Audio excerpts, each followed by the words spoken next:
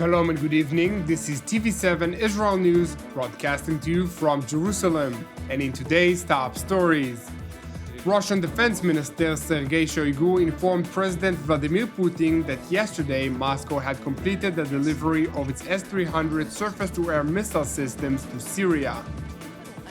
U.S. Ambassador to NATO Kay Bailey Hutchison warned Russia that while Washington remained committed to a diplomatic solution, it must halt its covert development of a banned cruise missile system in Syria, or else the United States will seek to destroy it before it becomes operational.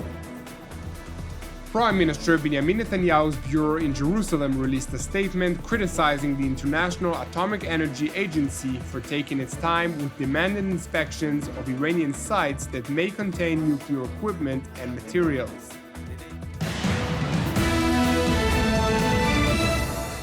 Russian Defense Minister Sergei Shoigu informed President Vladimir Putin that yesterday Moscow had completed the delivery of the S-300 surface-to-air missile systems to Syria. During a Russian cabinet meeting, the country's top defense officials stressed that the activities to bolster Syria's air defense systems, which aimed at protecting Russian military personnel operating in the war-torn country, have been accomplished. Приступили к выполнению ряда мероприятий, направленных на усиление систем ПВО Сирийской Арабской Республики, направленных на, в том числе или в первую очередь, на защиту наших военнослужащих. Мы завершили поставку комплексов С-300. Это включает в себя 49 единиц техники, локаторы подсветки, естественно, основные системы определения машинного управления и 4 пусковых установки. Работа завершена. Сутки назад мы завершили поставку в Сирию всего комплекса. Minister Shoigu noted, however, that the Russian Defense Ministry has also started delivering a nationwide system that connects Syria's entire air defense network for the purpose of coordinating defensive responses against hostile elements. As part of the implementation of this system, Russia is currently training Syrian forces in operating the technology, which effectively narrows the gap of qualitative weaponry between Israel and Syria.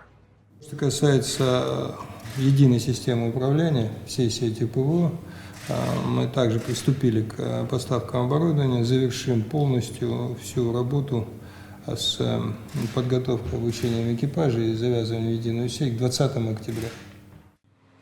Shoigu further said that the Syrian army troops would be able to run the nationwide defense system within approximately 3 months.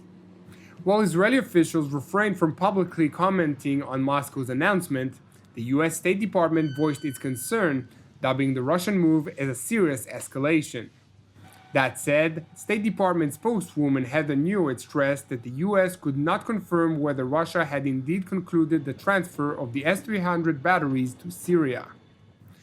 Meanwhile, U.S. Ambassador to NATO Kay Bailey Hutchison warned Russia that it must halt its covert deployment of banned cruise missile systems in Syria, or else the United States will seek to destroy it before it becomes operational.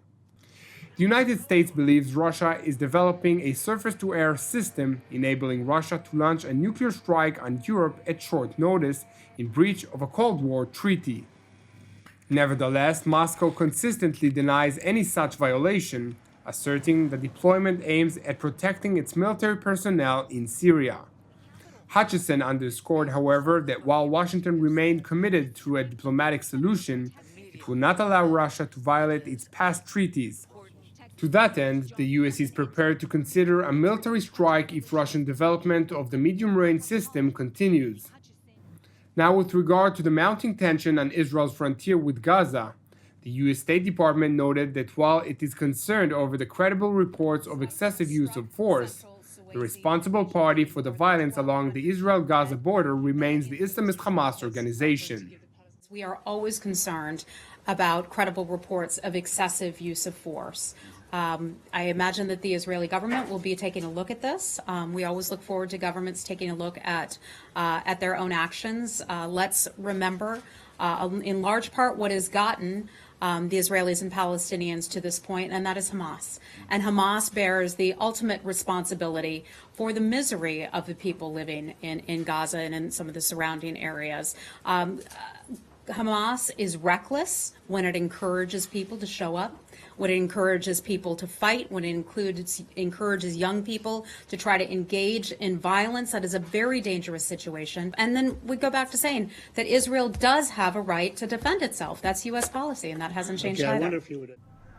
This statement follows the most deadly weekend of violence along Israel's Gaza frontier after Hamas called on the enclave's Palestinian population to demonstrate. In response to the call, thousands of Gazans participated in violent protests since Friday, burning tires and using the billowing thick smoke as a screen to hurl rocks and firebombs towards Israeli forces on the other side of the fence. The exceptionally violent riots brought about a significant rise in civilian casualties and injuries, with the Hamas Health Ministry reporting 10 Palestinians killed, including 2 children aged 11 and 14.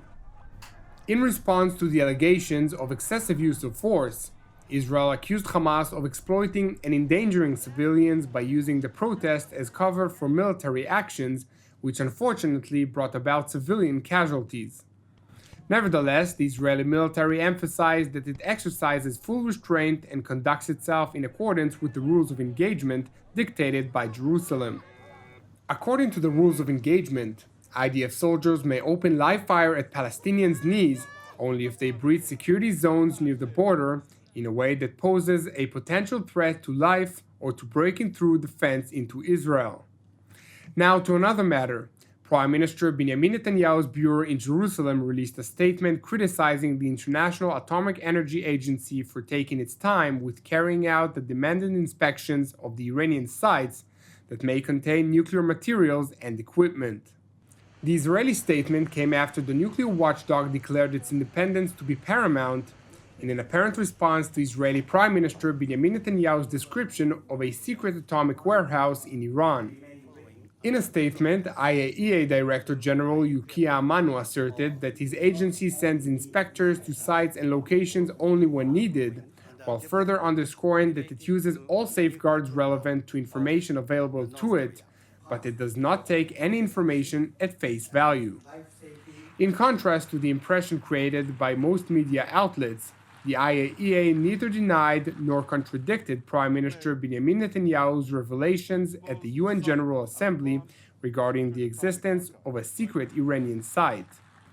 According to Israeli officials, the phrasing of the IAEA statement is a masterpiece of excessive caution meant to comply with the agency's mandate and regulations, neither leveling accusations and humiliating Iran, nor contradicting Israel's allegations. According to IAEA officials, while most reports focused on the first part of the statement, it concluded by saying that in line with established safeguards practices, all information obtained, including from third parties, is subject to rigorous review and assessed together with other available information to arrive at an independent assessment based on the agency's own expertise, indicating a possible inspection in the near future. In response to this part of the statement, the Prime Minister's office urged the IAEA to act immediately, saying, "There is no reason to wait. The IAEA must inspect the site and immediately dispatch monitors with Geiger counters that will verify the Prime Minister's words." Thank you for joining us. You can also watch us at TV7israelnews.com or TV7.fi. For any updates from Israel and its region, visit our Facebook page or YouTube channel at TV7 Israel News. For any comments, please send your emails to israelnews@tv7.fi. Keep praying for the peace of Israel and the peace of Jerusalem.